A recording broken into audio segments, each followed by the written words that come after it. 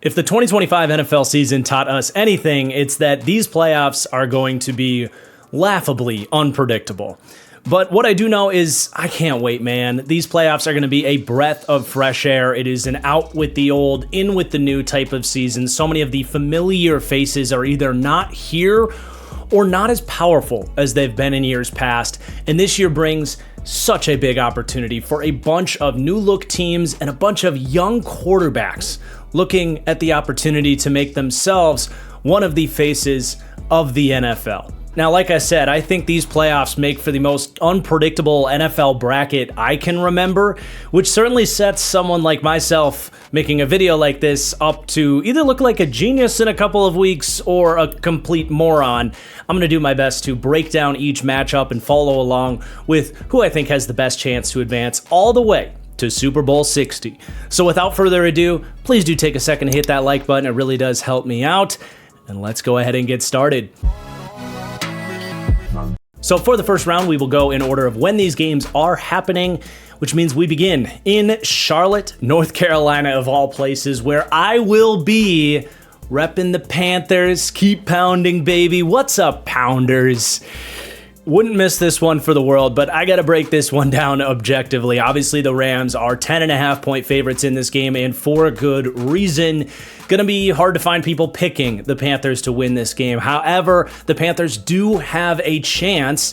Hell, they beat this Rams team just about 5 weeks ago, right in Bank of America Stadium. And I do think if you're looking for a chance for the Panthers to pull this upset, it is looking at the fact that the Panthers' biggest strength does technically match up relatively well against the Rams' largest weakness, or at least their weakest strength, because I do think the Rams have the most complete team in the playoff pool. It's hard to find weaknesses in the LA Rams, but they do build that defensive line rather thin.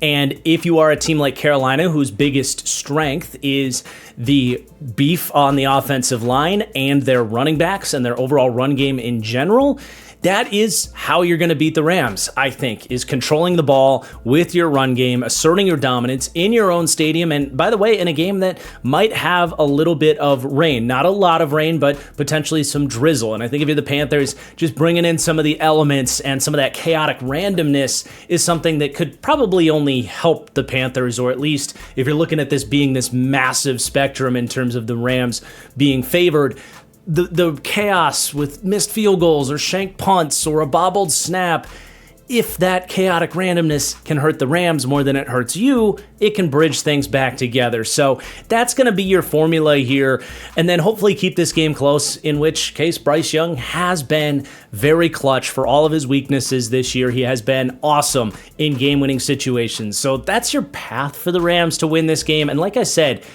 I understand it being a 10.5-point spread, but I do think the Panthers can win a close game. They have beaten good teams, not just this Rams team, throughout the season by muddying up the game and winning late. So the Rams got to be careful here, but I'm not going to overcomplicate this thing. They are, like I said, I think the most complete team in this playoff picture, a ton of playoff experience there, obviously the coaching with McVay and all of their talent. I'm going to have to go with the Rams to advance.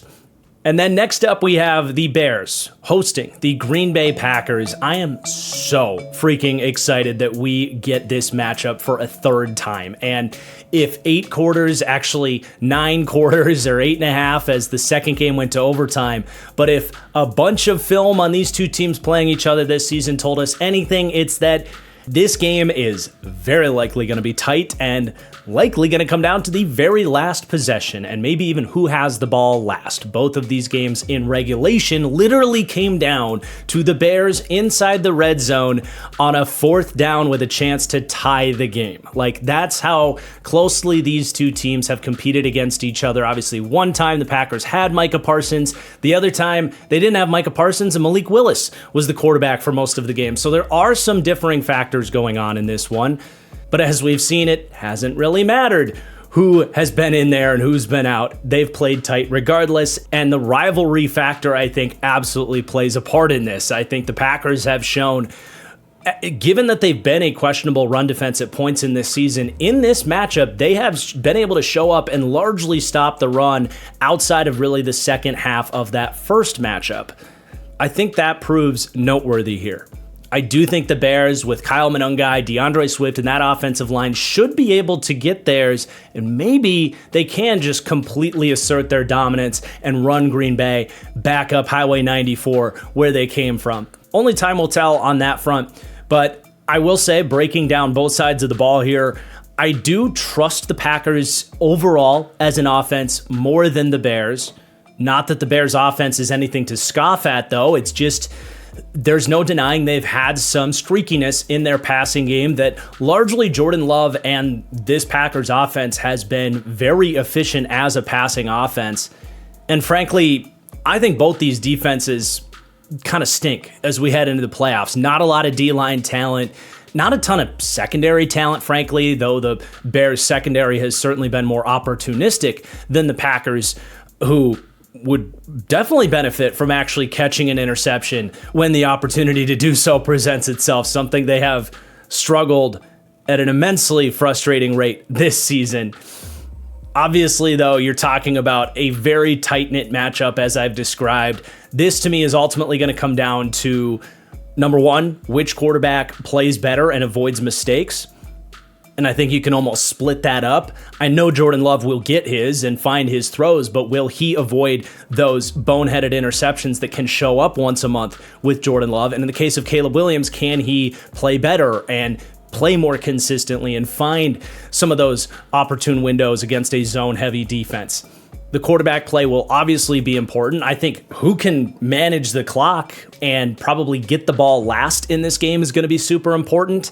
And then also the Packers and their special teams. Man, you have to bring it up. They have just been catastrophic for over a decade at this point. It cost them this game the last time around as well by not recovering an onside kick. Can they get past those woes as well? Or do we see, just like we saw in the opening kick return against the Eagles in the wild card round last year, fumbling the opening kick return and setting the whole game awry? So the Packers have to avoid that back-breaking special teams mistake as well. A lot of exciting factors in this game.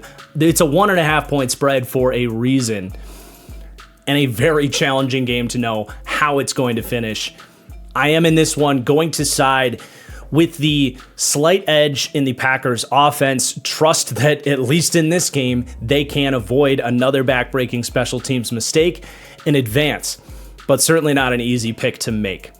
Now, before we go to the Sunday games, I want to thank the sponsor for today's video, Underdog Fantasy. You guys, this week is one of the most underrated weeks of the year for fantasy football players. On Underdog, their playoff best ball format is maybe my favorite way to play. You can, right after your fantasy season just ended, whether for better or worse, you can go and scratch that itch to compete in a draft once again, get a new squad. However, in playoff best ball, you have to draft based on which players are on the teams that advance further. So there's that added layer of NFL knowledge on top of all of the statistical based knowledge that you need to win in these best ball competitions. It's a ton of fun. They, of course, have their pick'em contests throughout the playoffs to keep you glued to your seat and a chance to win big payouts through playoff pick'em contests as well. So if you want to get into all of the playoff action on Underdog, use code TFG when you sign up. They will give you a bonus match of $75 when you play just $5, and you will support my channel in the process. So huge thanks to Underdog for sponsoring today's video. And let's now get into Bills-Jags, the first game here on Sunday. Man, talk about being tough to predict. This is a challenging one.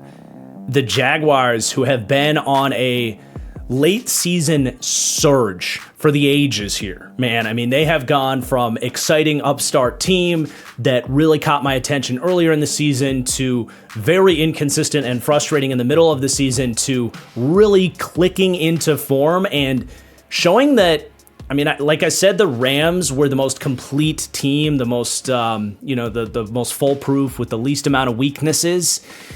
the Jags just might be that team, especially in the AFC, but maybe even more than the Rams. I mean, it is hard to pick holes in what the Jags have going on right now. Trevor Lawrence has locked in. These pass catchers have locked in. The addition of Jacoby Myers has been so big. This defense has been sound from start to finish. I don't think they have a fear factor on defense, but Anthony Campanelli has been an excellent coach. They've made some good offseason additions and have filled this group out behind a pretty talented defensive line to really make them about a top 10 defense or so. They are trustworthy to not get lit up, I think, in this game. The offense, on the other hand, they haven't given us a lot of reason in the last 6 weeks to not be trustworthy, but Trevor Lawrence, as much credit as he deserves, well, let's just say this is a huge opportunity this weekend to show that the inconsistencies, the ghosts of Trevor Lawrence's past are, in fact, in the past and not going to creep up in this game. I think that's probably where this game gets decided, is all of the things that Trevor has struggled with in the past: accuracy, random frustrating mistakes, miscommunications with his top receivers. Proving that those things don't show up in a big playoff game against an experienced, hungry, even desperate Bills team, that's going to be a big deal. Not to determine Trevor Lawrence's legacy, but I think to determine just how trustworthy this resurgence of his talents is. And then you go to the Bills side of things. What a frustrating, unpredictable team they've been. They've had some really high highs at points in this season. I think the offense obviously has had their highs for years. We know what Josh Allen is capable of any given Sunday, and in the playoffs, Josh Allen just about always shows up, man. He has been remarkable in terms of carrying this team in challenging playoff games, where Sean McDermott over the last 5 years has allowed, on average, 33 points on the defensive side of the ball. So you have got to show up. You can't let this turn into a Trevor Etienne, Trevor Lawrence fest of just not getting off the field and giving up 35 points. That is possible in this game, in my opinion. So a lot of pressure, in my opinion, on Sean McDermott to come out with a plan to get after Trevor, make him uncomfortable. The Jags have witnessed some offensive line injuries in weeks past. We'll see just how healthy that group can be. Hopefully can get all those guys back. But I think that side of the ball, especially, you look at how much do you trust Trevor Lawrence and this passing game, and how much do you trust a Sean McDermott defense? That's where this game is going to be decided. I feel very confident that Josh Allen and this Bills offense will get theirs, and maybe this does turn into a shootout, and Josh Allen just has to carry and win this game 38-35 on, in tandem with an excellent run game and James Cook and a really awesome offensive line for the Bills as well. So this one, this is a huge one, and not just in terms of being tough to predict, but I think both of these teams have a chance to run the AFC. And the loser might have a chance at looking back at this and being like, man, if we just didn't lose to those guys, what could have been? I do have to make a pick here. I'm going to go with the Bills here. I'm sorry, Jags fans. It's nothing personal. It's just, look, I see this 50-50, 51-49, if you will, and at the end of the day, I got to just side with the bad man in Josh Allen, who I think is the best quarterback in these playoffs. But if you're a Jags fan and you win and you want to say I told you so and rub this back in my face, go for it, man. I have no idea who wins this game. Cannot wait to watch it, though. It'll be a great start on Sunday. But then we come back to the NFC for our last game in the first round here. We've got the Niners and their roaring offense visiting the Philadelphia Eagles, who have just been kind of stumbling through this season, yet here they are. The boogeyman in the NFC is back, and they are back healthy yet again. I don't know how they did it. Last year, the only injury they had was their LB2, when their LB1 was an all-pro player. This year, do they have an injury? I guess we'll see how healthy Lane Johnson is. That'll be a big factor here, but it's just incredible, man. You're talking about already having the best roster in the NFL, and they get the injury luck they've had. That's just look, you want to scoff at injuries and be like, oh, everybody deals with injuries and you got to find a way to overcome it. It's like, well, the reality is a lot of times the best teams are the healthiest ones at the end of the year, and that's where Philadelphia is going against a Niners team that they've gotten some guys back, but man, this has been the injury-riddled team of this season.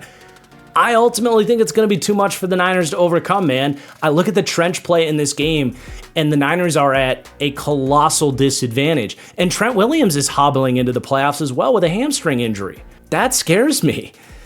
And the Niners, a big part of their success has been controlling the clock, having the ability to consistently get 4 or 5 yards on the ground with Christian McCaffrey. I don't think this Eagles team in Philadelphia is going to give that to you. I think you end up with Brock Purdy in a lot more of those volatile 3rd and long situations where, look, I love Brock Purdy. He's super underrated. He can create in those situations. He'll get his. I don't think the Eagles shut out the Niners, but when you look at the other side of things, man, look at the way this Niners team has been getting ran all over, the way this defense is playing against quality opponents in recent weeks. It's been tough to watch. I think this is going to be a Saquon Barkley fest. I think this D-line is going to be gassed in the second half of the game. This could be one of those game scripts where the Eagles can get back to their roots and, pound the ball with Barkley, get Tank Bigsby going, who's looked good this year as a pickup.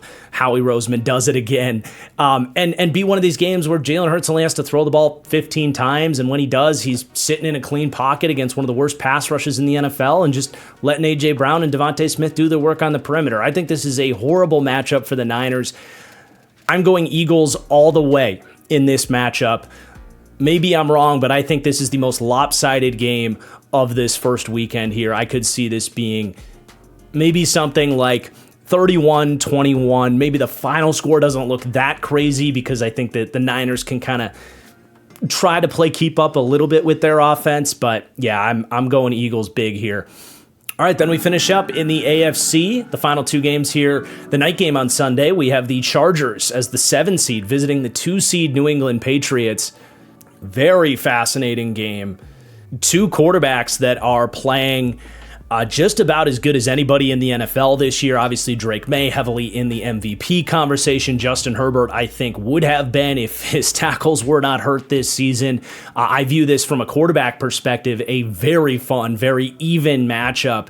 And a couple of defenses that I think have both kind of, I guess, outkicked their coverage or outperformed their roster talent to exceptionally well-coached defenses, with Mike Vrabel leading the charge with the Patriots and Jesse Minter, who's going to be a head coach probably for the Baltimore Ravens in about a week or 2 or 3 or 4, hopefully, if you're a Chargers fan, if you can run the whole way. But I think as soon as the Chargers season ends, Jesse Minter's on his way to Baltimore to start building things up with Lamar Jackson. Quick tease there. Make sure you're subscribed because I will be doing my full coaching carousel show here, recording that tonight. Should be posted within the next 48 hours or so. That'll be a fun one. But back to this matchup, really an even battle, I think, in many ways between these 2 teams. The main weakness for these teams is where you're going to look at that Chargers offensive line and that tackle situation.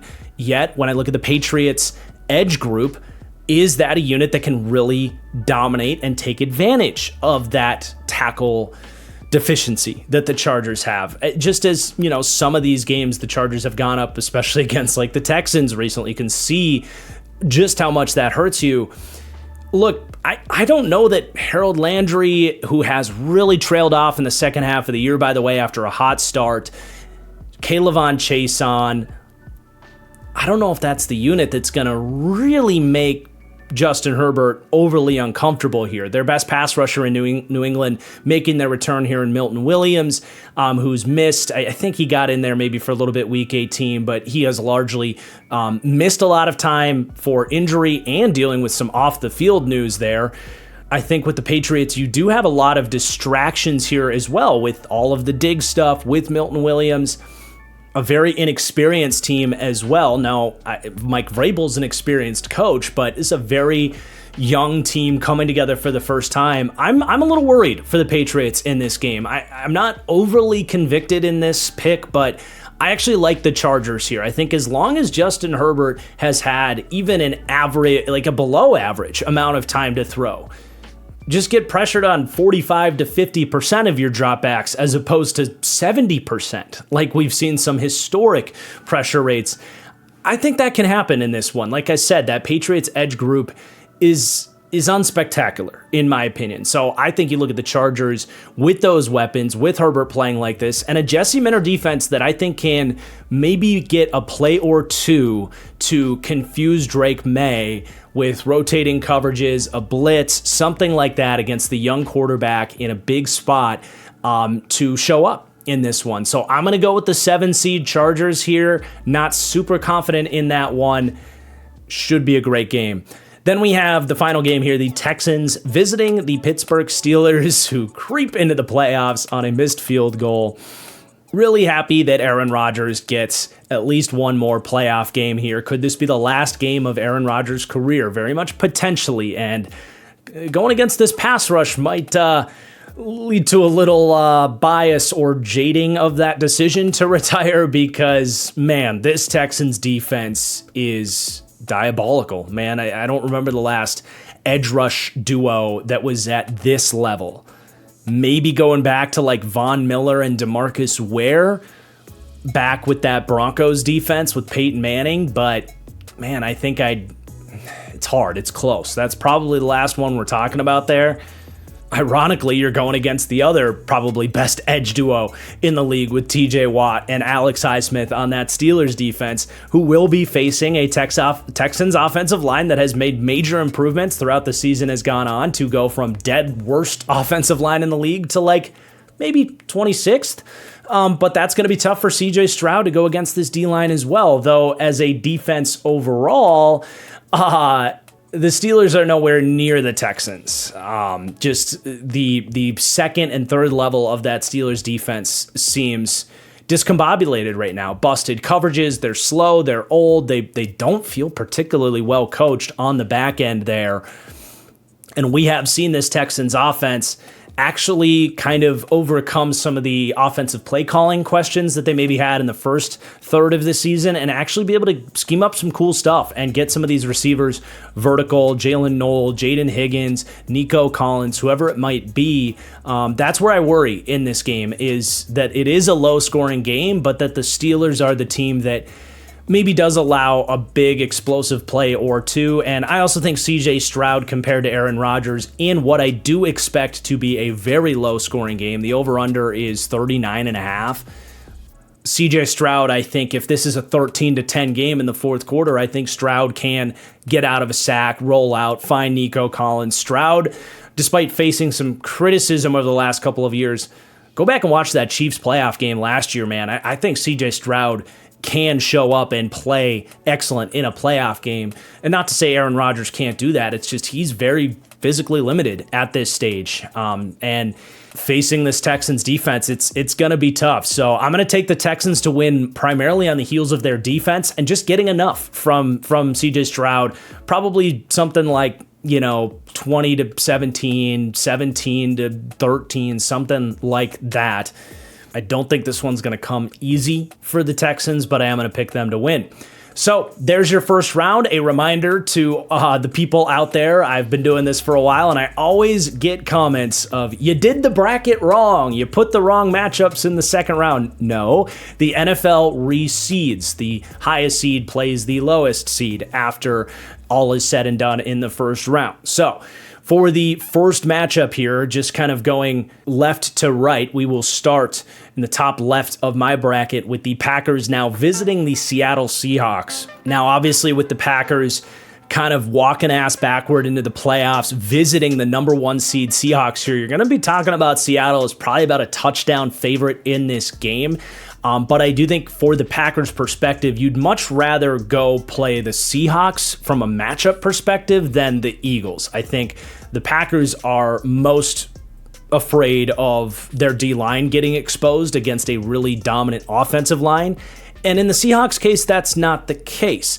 I think that line play can always bring things back to the middle if there's not a big disparity there. So I do think this would actually be a pretty damn good matchup.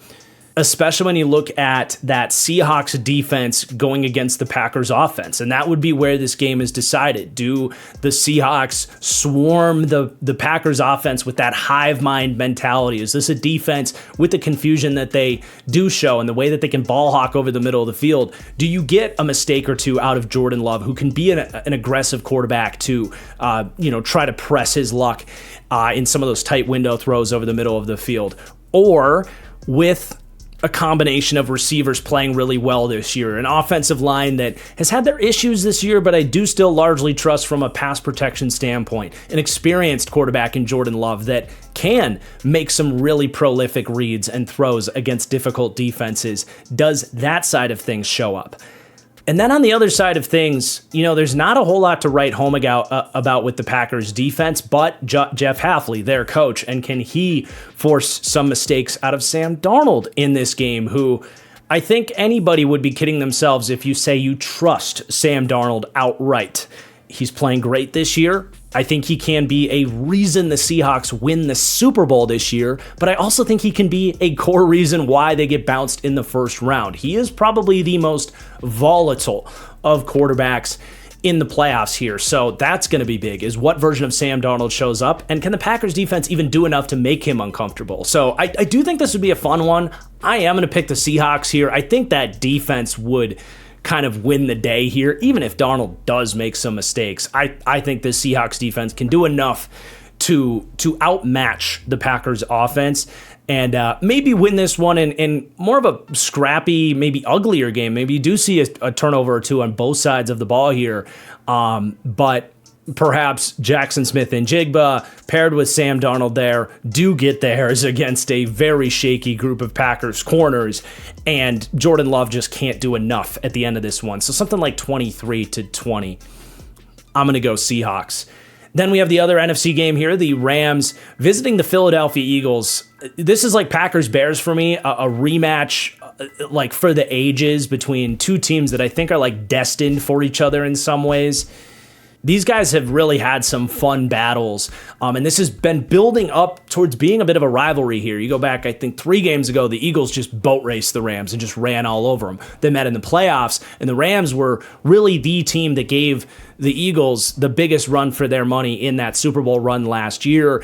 And then they played earlier this year, and it was all Rams for the majority of that game until a late game surge from Jalen Hurts, one of the best moments from him as a passer this season, attacking specifically Emmanuel Forbes on A.J. Brown. Dude, if you're looking at Chris Shula, and I think Chris Shula is a genius and a brilliant future head coach in the NFL, do not let Emmanuel Forbes within 15 feet of A.J. Brown. We have seen multiple years that the twig cornerback who's having a good year at 165 pounds cannot match up with A.J. Brown. So get him as far the F away from A.J. Brown as possible. And I think that could be a decider in this game, because that was really how the Eagles came back and won this game, was just exploiting that matchup.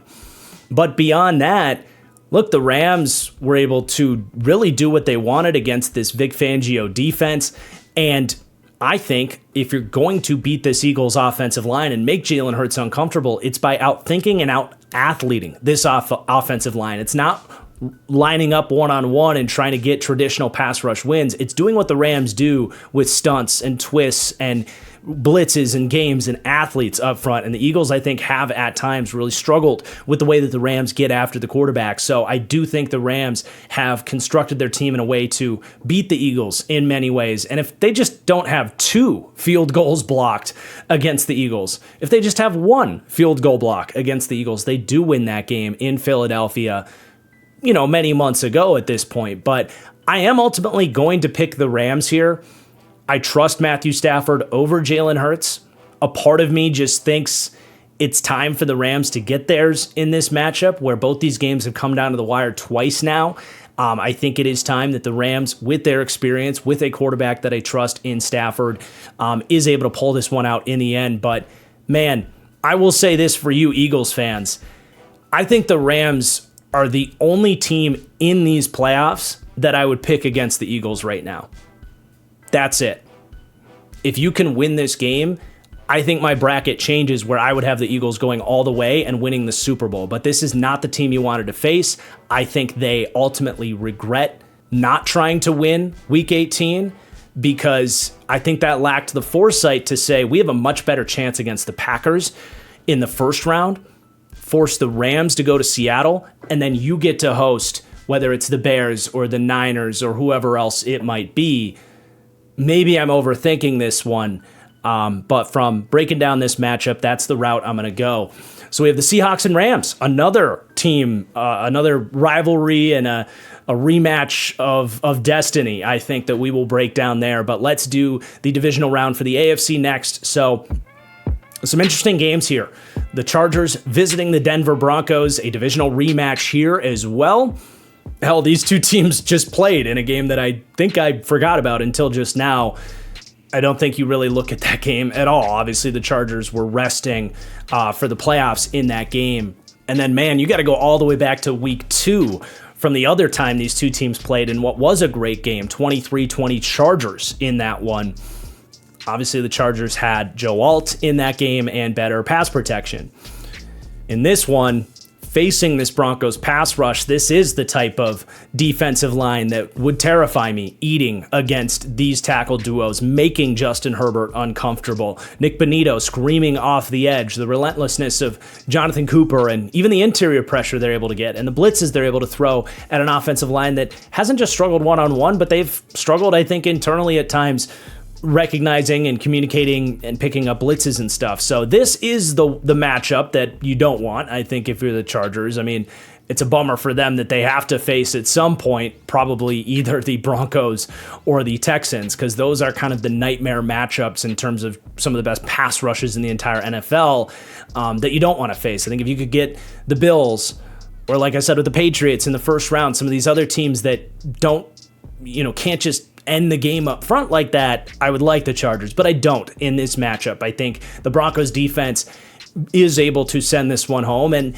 look, I like a lot of the stuff Jesse Minter and this Chargers defense is doing, but I do trust Sean Payton with his Rolodex of knowledge from all the years, paired with Bo Nix. Even if Bo Nix makes mistakes, which I'm not saying he will or won't, but even if he does, I think the Broncos will get theirs in this game. I don't see the dominant effort from the Chargers defense that I do see from the Broncos in this matchup. And by the way, the Broncos have a secondary that can match up with these very good Chargers receivers. So, gonna go Broncos here, the home team as well. They advance to the AFC Championship. Then Texans, Bills. This is also a rematch of a game we saw recently, and talk about relentless pass rushes. Boy, this Texans defense, not just this year, but actually going back to 2023 as well, they have really had Josh Allen's number. I think that this defense in this matchup has a little bit of a swagger and energy about them. Probably Josh Allen's 2 worst games in the last 2 years, both against this Texans defense. And the fact that this one actually ends up in Houston as well, that to me sets this thing over the edge. A crowd that should be heavily into it at this point, forcing silent counts, being able to tee off, and forcing a Bills offense that has had some very serious points of frustration in certain matchups, and this is one of those matchups. So I very much do fear for the Bills in this specific scenario where they have to see the Texans. I think if you're a Bills fan, you are praying that the Steelers beat the Texans, because I think, just like we said with the Eagles going against the Rams as a matchup you don't want to see, I think if you're the Bills, the one team that you fear in these playoffs, it is the Houston Texans, and unfortunately you have to go to their house here. So for that reason, I'm going to take the Texans. I also don't think the Bills' defense has enough to completely stop C.J. Stroud, who I think could probably put up north of 20 points in this matchup. And frankly, I don't really trust that Josh Allen would be able to do that against this Texans unit. So we're going to go Texans, taking down the Buffalo Bills. And now we're into the conference championship round. Let's go back to the NFC here. Seahawks, Rams. I would love to see a rematch of this one, and it feels like this is a pretty fresh rematch as well. These two teams have played a couple of times in the last third of the season, and both games have been really tight matchups. Obviously, the game of the year candidate that was the Thursday night game a few weeks ago, where the Seahawks win in overtime in what turned into a bit of a shootout. The first time around was more of a defensive struggle between these teams, where you saw the bad version of Sam Darnold show up with a bunch of interceptions, and the good version of the Seahawks defense show up, slowing down the Rams offense. So I do think in many ways these teams are meant for each other to decide the winner of the NFC. And my God, I just don't have a whole lot of conviction in this one.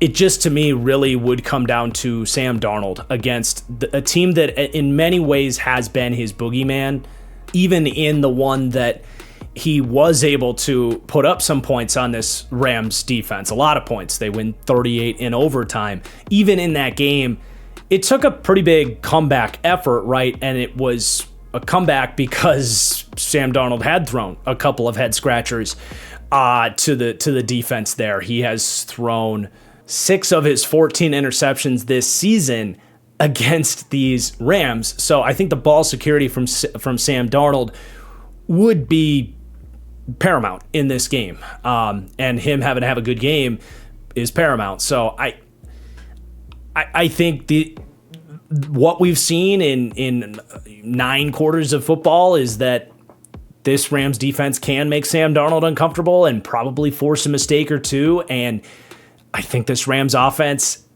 has so many answers. It is a uniquely equipped offense to be able to go and face a Seahawks defense just as they did a few weeks ago and move the ball and, have answers. I'm going to pick the Rams here. But the 12s are going to be humming, and this is not an easy one. But let's go to the AFC. Broncos, Texans, defensive juggernauts facing each other in this one. However, one team has to go on the road with a severe disadvantage with their offensive line, being the Texans, and one team gets to come into this matchup at home with the crowd behind them, which is always an impact for a pass rush, getting into silent counts and getting that extra adrenaline going. And the Broncos have an extraordinary offensive line, especially Garrett Bowles at left tackle. You can kind of leave him on an island, actually, against probably Danielle Hunter on that side. Now, Hunter might get his once or twice, but that's a all-pro caliber matchup right there. And if you can then provide some chip help and some slide help to Will Anderson, maybe get a little bit of extra protection and challenge this Texans defense a little bit, flip it on the other side where this Broncos pass rush with this crowd can probably make CJ Stroud pretty damn uncomfortable. You have a Patrick Surtain to match up with one of the premium receivers in all of these playoffs, being Nico Collins. I think this is a good matchup for the Broncos. I do. I didn't head into this thinking I was going to pick the Broncos to go to the Super Bowl. I didn't. I think Broncos fans are maybe even a little bit surprised by this because I've had some questions about the upside of this team. But if this is how it plays out, where you get the bye, you face a couple of bad offensive lines in your own stadium, that's ideal. So that's why it really matters, like, how things play out. Like, these playoff predictions can age poorly in a heartbeat because the matchups end up so important here. But like I said, if this is how it goes, where you get Chargers, Texans, I think we can see the Broncos go into the playoffs here. But let's pick this Super Bowl matchup. Rams, Broncos, a West Coast battle in San Francisco. Kind of a fun matchup from a media. Media is always a big deal with the Super Bowl. And is it a big market matchup? Is this the matchup the NFL wants? I'm not trying to say anything's rigged, but I would say the NFL would probably be happy with this matchup. I'm not going to spend too much time here because, like I just said, the probability that this ends up being the matchup all the way down the road is pretty low. And if it is, we'll have plenty of time to break it down with the 2 weeks leading into the Super Bowl. But I do think the Rams are the better overall team with a better quarterback. I also don't fear the Broncos' run game, as I've discussed with the Rams in several of these matchups. The best way to get this defense is to have kind of a power run game and go right at them. I don't look at the Broncos with RJ Harvey as their lead back right now being able to do that. I think if they were able to have J.K. Dobbins, maybe things could be a little bit different in this matchup. But I think that's a big deal. I think you're talking about Bo Nix against a pretty relentless, hungry pass rush with a little bit too much to overcome there. And as much as I love the Broncos defense, the Rams offense, like I said, if you can go into Seattle and have success, you can play in a neutral site closer to your own home and find enough against the Broncos here. So I'm picking the Los Angeles Rams to win the Super Bowl. Very excited to hear your thoughts. I think some of depending on how other teams, play and how the matchups shape up, some of the other teams that I kind of wanted to be able to maybe pick the Super Bowl, definitely Seattle, definitely the Eagles if they don't have to play the Rams. I think the Bills do have a legitimate chance. I just think seeing the Texans would be a nightmare scenario.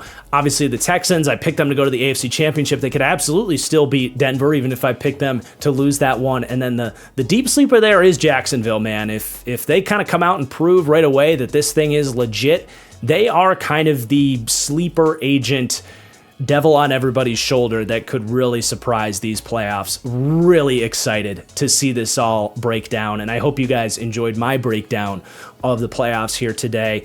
Let me know who you think wins the Super Bowl in the comments down below, and please do hit that like button as well. It really does help me out. There's a lot of playoff predictions out there, so the more likes it gets, the more YouTube will push this one out in the old algorithm, so I really appreciate it. And like I said, make sure you subscribe. We're going to be doing a coaching carousel breakdown at large, all the way down to like coordinator openings. That'll be up here on the channel within a couple of weeks, and we're right on the precipice of NFL draft season as well. So thank you for watching, and we'll talk soon. Cheers.